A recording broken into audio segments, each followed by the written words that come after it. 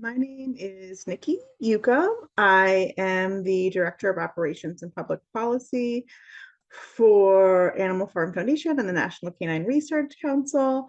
I've worked for Animal Farm for about 13 years now, and a lot of my work is around providing resources to shelters nationally. Um, to help them see all dogs as individuals, change some language, remove breed labels in shelters, and create more positive outcomes.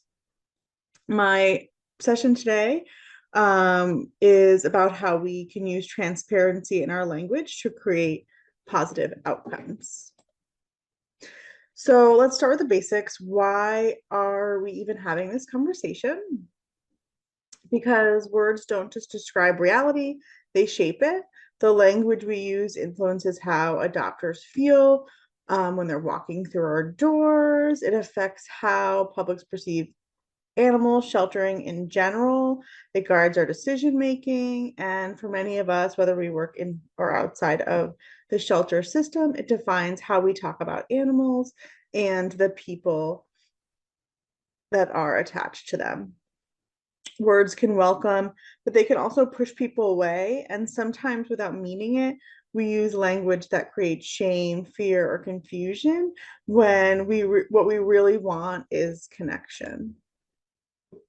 So why does it matter? Language matters because it changes perception, and that perception changes decisions, and decisions change lives. Our goal today is to look at the language we use every day and ask, is it helping dogs get adopted, or is it unintentionally creating barriers? Let's start with breed labels. Why do we use breed labels at our organization? Why are we, when a dog comes into our care, picking a breed label for it? We think that we're being helpful. We think that we're giving potential adopters valuable information, but too often we are unintentionally closing the door on dogs because of that one word or that one label. Breed labels influence how adopters imagine behavior even before they meet the dog. They can influence our assumptions, our staff and our team's assumption about how a dog's going to behave before we get to know the individual dog. And of course, breed labeling affects housing options, which are often restricting based on that label and not the actual facts. Breed labels can affect adoption rates and how long a dog stays in a shelter. And this isn't just anecdotal, there is real research behind this. So, how many of you would like to see an increase of adoptions by 12% in a year? I think everybody, right?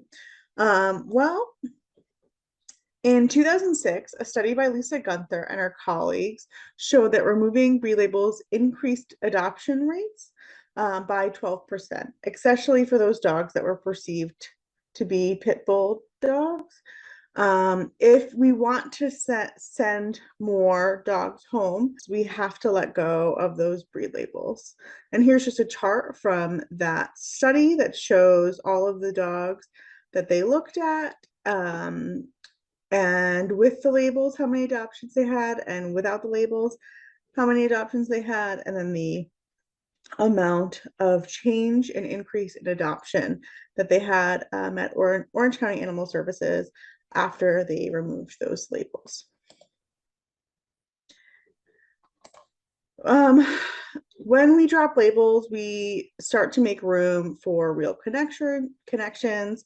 We let people focus more on the individual dog and who the dog is, and not those stereotypes or assumptions. We also can't visually breed identified mixed breed dogs. Our guesses are not reality. One study found that 75% of our guesses are wrong when surveying animal experts, so animal shelter workers, veterinarians, dog trainers. We were wrong 75% of the time. A study also showed that most mixed breed dogs have 4 or more breeds in their DNA. So it's a real mishmash of different breeds. Um, so we cannot visually breed identify dogs. And it's not just theory. Removing breed labels works. I have a bunch of testimonies from organizations that have removed the labels and had a huge amount of success with it. Julie here says that it encouraged more adoptions because it allowed them to focus on the personality of dogs and not their breed stereotypes. She also says that even conversations with landlords got easier because breed wasn't part of the paperwork. So we're gonna play a quick game of visual breed identification and see if we can test the theory that we can't visually breed identify dogs together. So I'm gonna say a statement and you should say if you agree or disagree. So the shelter labeled this dog a terrier mix. Would you agree or disagree? If you said disagree, you would be correct. There is no terrier mix in the dog's DNA. How about this dog? The shelter labeled this dog a cane corso. So agree or disagree? If you said agree, you were correct. That dog was 100% cane corso. All right, next one. The shelter labeled me a border collie mix. And by now, you're probably unsure of the answer based on the past 2 answers. But let's go ahead and see if you agree or disagree with this. And if you disagreed, you were correct. This one's pretty eye-opening to show, to think about how many assumptions may have been made about this dog based on that border collie label when there is no border collie in the dog's DNA. So pretty interesting. There's a few more here. I'm not going to run through them for time's sake, but we'll just go through them really quick so you can see.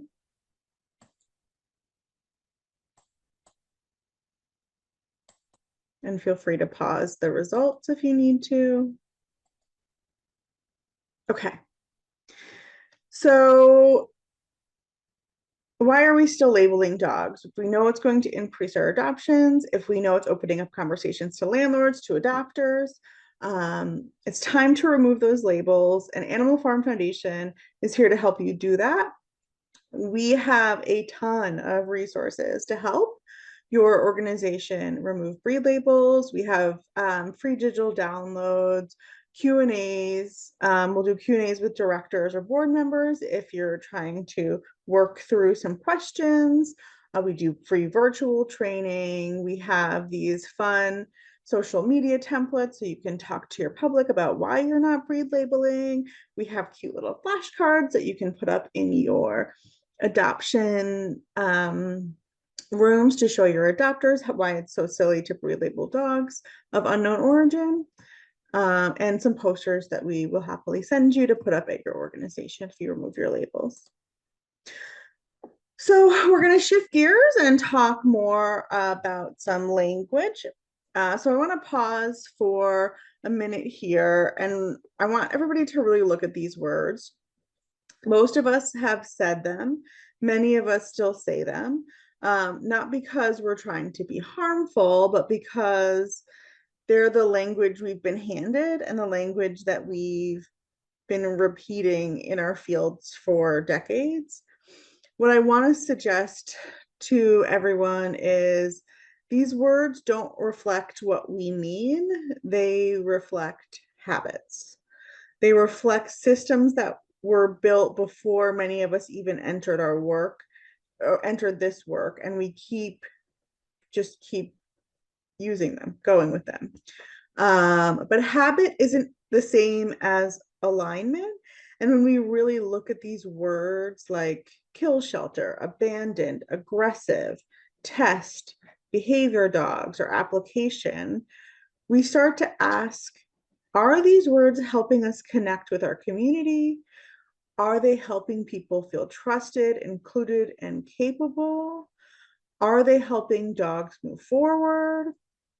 Some of these words might seem neutral at first or even clinical, but language has weight. And when we take a closer look, we start to see how some of these terms can unintentionally assign blame, stigmatize dogs, or make people feel like they don't belong in this process. They have value judgments, either explicit or implied, that we place on dogs and cats and their people in the home and their homes and communities. And here's the thing, I'm not here today to tell you to never use any of these words anymore. This isn't about shame or censorship. It's about curiosity. It's about asking, is there a better way to say this? Is that way more compassionate, more accurate, more aligned with our values and how we really think?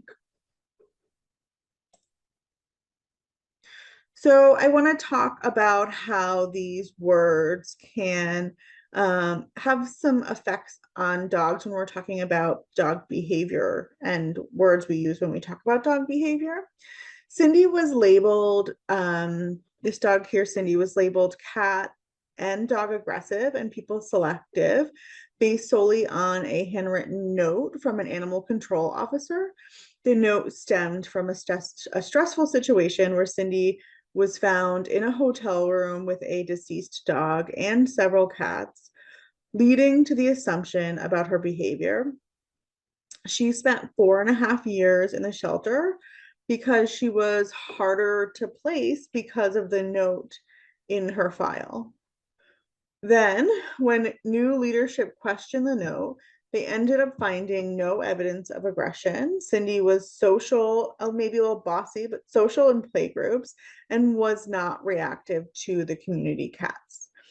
Once the label was removed, Cindy was adopted within a few months. So she spent 4.5 years in a shelter, not because she was dangerous, not because she was broken, but because of a note in her file that was a misunderstanding that turned into a myth.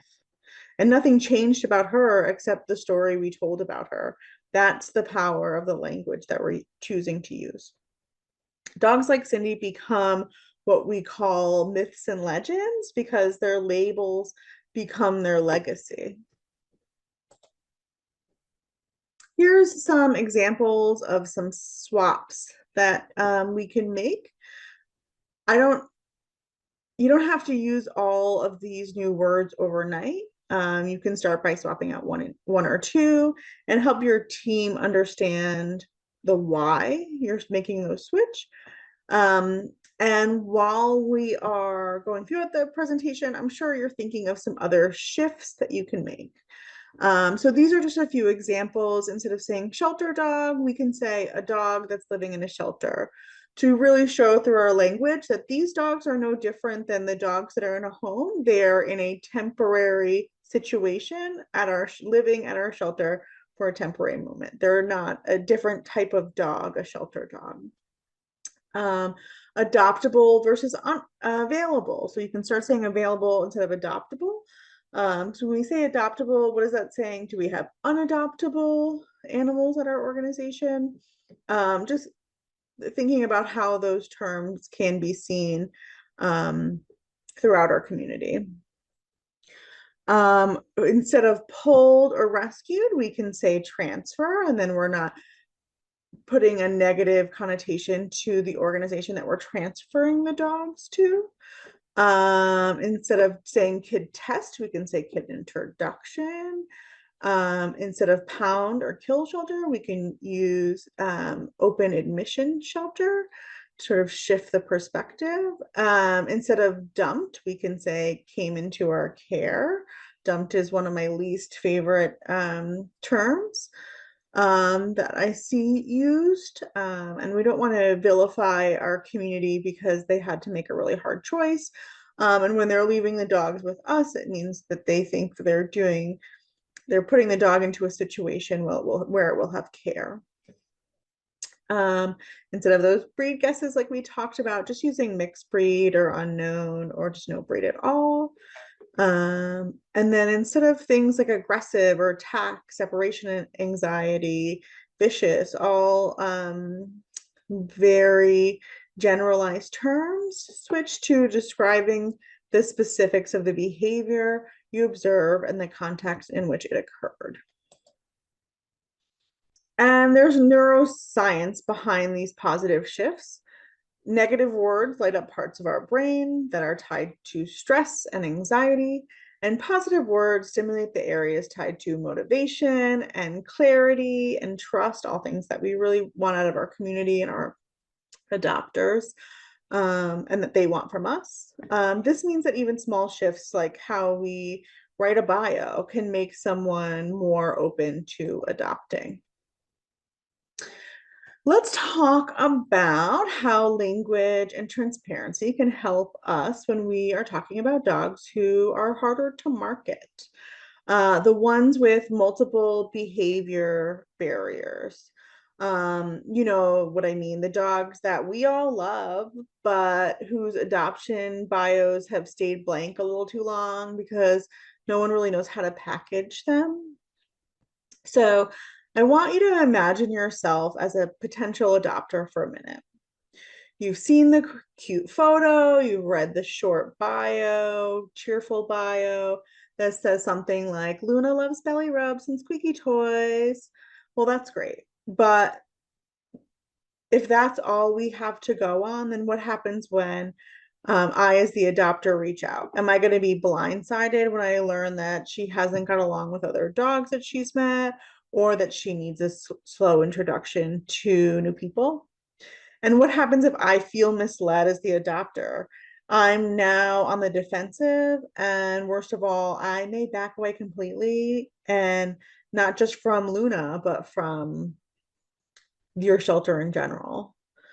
Um, Here's another area where it's important to practice transparency, but here's the thing. Transparency doesn't mean clinical or scary. It also doesn't mean that we share every single tiny detail about a dog's behavior. When we're marketing dogs with stacked behavior barriers, it means being warm, but it also means being honest, and it means being human. You can do that by what I call a stacked compliment sandwich. And here is how it works. Start with something heartfelt and specific. Our staff and volunteers love Luna because she's the goofiest couch potato you'll ever meet. She melts when you scratch her ears, and she makes everyone laugh with her weird little grumbles. So you're kind of getting a picture of Luna, this cute picture of Luna. And then introduce the behavior barriers gently, but also clearly. Luna is a bit of a homebody. New people can overwhelm her. So we've learned to let her take her time with introductions. Luna is picky about her cat friends, but don't worry, we are here to give you support every step of the way. So we're going into some of her behavior barriers, but in a way that also doesn't feel overwhelming to the adopter. But it's still being very clear of the issues that Luna is working on. Excuse me, the challenges that she's working on. And it also, you're saying, hey, like, we're here to support you along the way.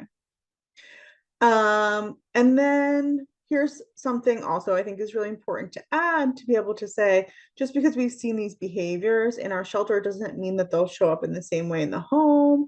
Our dogs are living in loud, unpredictable environments, and that stress can shape how they behave. And when they leave the shelter, we often see them relaxed and adjust and then surprise us. So while we share what we do know with you, we also stay open to who they might become in a different context.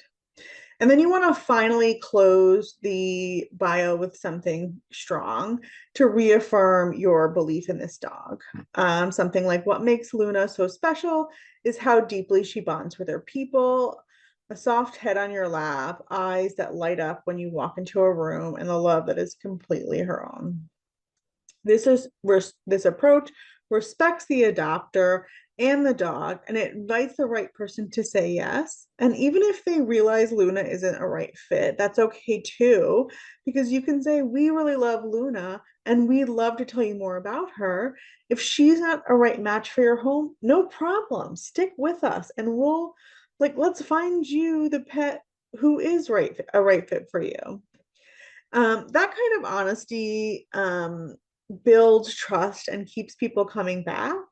You're not losing adopters, you're earning their confidence, and that's what leads to more dogs going home and more positive outcomes.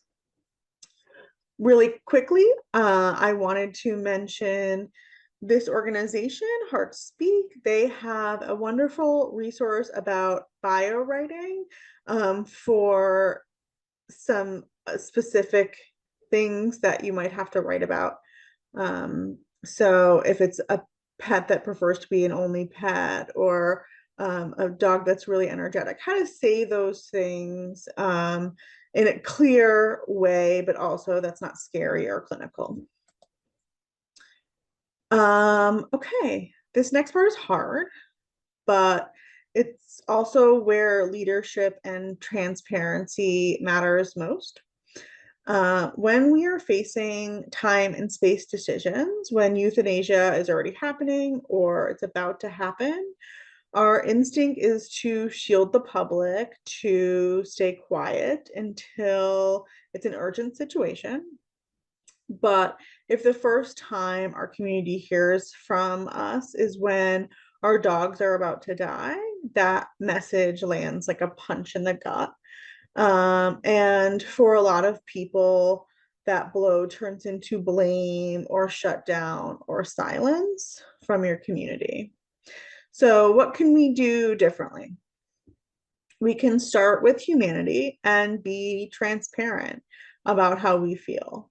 We say, this is breaking our hearts. We say, this is the hardest part of this work, and we are devastated because we are. That's not a weakness, it's leadership. Being candid about how we feel helps the public understand what's at stake without pushing them away.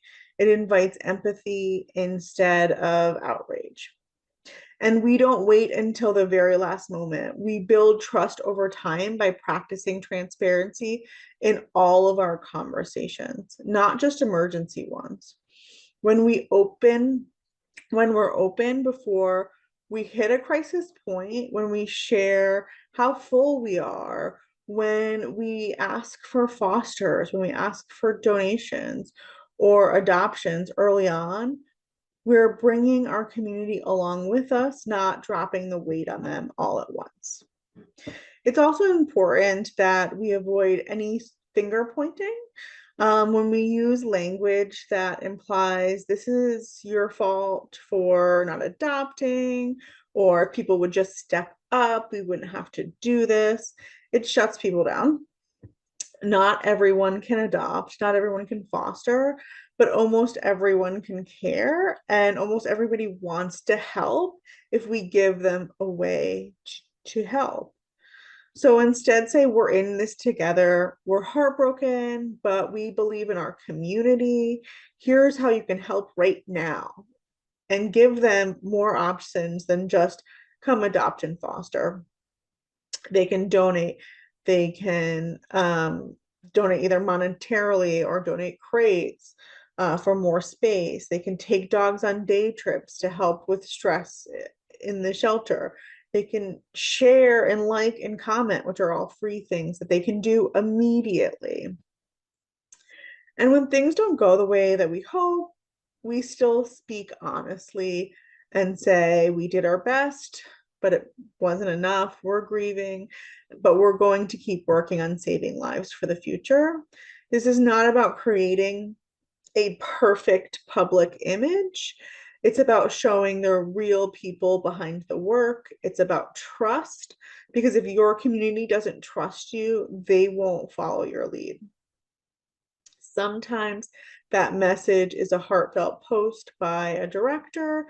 Sometimes it's a newsletter. Sometimes it's a video. But it's almost never just a social media graphic. These moments call for more, they call for depth and for nuance and for heart. So be honest, be human, lead with transparency, and give people a way to stand by your side because that is what they want to do.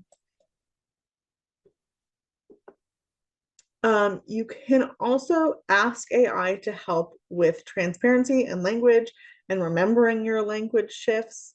Sometimes I struggle with the best way to be transparent. I know what I want to be transparent about, but maybe I don't know how to package that. AI can be super helpful with that. Um, and there's a ton of great um, presentations available to help figuring out how to do that. But I do want to mention if you're not utilizing AI as an assistant, I would highly recommend. Okay. Um, Words carry different weights in different spaces. Of course, some words have a place like in legal or policy settings, but in most of our communication, we do have some more room to be intentional. A friend of mine said it perfectly. She said, using casual language with your coworkers is like farting in front of your family. You just don't do it in public. We all use shorthand behind the scenes, but in public, in our bios, in our media, we have to be intentional. And of course, consistency builds habits. We want to be sure that we're checking ourselves and trying to build those habits, but also giving ourselves some grace as well and knowing what language to use in what situation. We have a whole toolkit, Words Matter toolkit, that is available for free as a digital download on our website. It's also on the Trello board from this learning lab. It is 16 pages of language shifts you can make and why you should be making them, and some other things to consider. And we're always updating it about once a quarter. So there's always new words being added. And we ask that you share words to our Words Matter board. If you have any words that we've missed that you think we should add, we love to hear those. All right. So if you want to stop for a minute, you can do an activity with yourself and pick from one of these prompts here. And then we're going to practice answering some questions to help us get used to questioning the words and the language that we're using. So you can select from one of these and ask, what assumptions are being made? How could we reframe this using more accurate, neutral, and supportive language without assumptions or labels? And how might this language impact potential adopters? We also have a worksheet available that has more options as well on the Trello board. You can also go back to your organization and take the Words Matter challenge. It's a 4-week challenge. It's a step-by-step guide. You start with week 1 and then gradually start implementing your words and working with your team on being aware of the words and the language and building those habits. The best thing about this is it's free and doesn't cost anything. You don't have to buy new software, and it works. And you can get creative with it with your team. We have some templates available if you're interested of posters you can hang where your team can write on the language shifts that they might hear throughout their weeks while you're doing the challenge, or you can put up some fun post-its or something. Always try to make it fun. Lastly, bonus challenge how we talk about ourselves as well. It's so important that we are talking to ourselves positively and saying things like, we're helping dogs every day and this is a hard job, but I'm doing my best. One of the things that really helped me was shifting from saying I have to do something to I get to do something. So instead of saying I have to fill Kongs, say I get to fill these Kongs so that our dogs feel stimulated. That little shift is going to help your brain see things more positively. It's going to um, really change your perspective. You'll start to notice it. Um, so be kind to yourself. You're doing really hard work, and you should be kind to yourself. Final thoughts. Small shifts in language equal huge shifts in perspective, not just for animal professionals, animal sheltering professionals, but also advocates and storytellers and life changers. So thank you for doing this work and for being open to new ways to help dogs who need you the most. Um, thank you.